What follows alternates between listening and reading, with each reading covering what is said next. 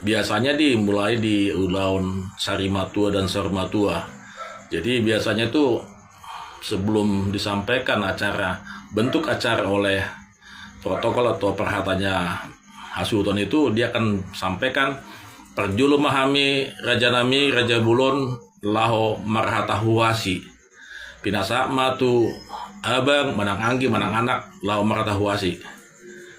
Itu yang menjadi penekanannya. Jadi marhata huasi itu dilakukan pada saat Ulaon Mopo. Kemudian selanjutnya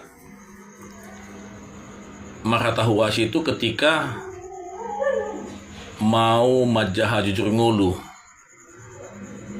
disampaikan oleh protokol untuk marhata huasi.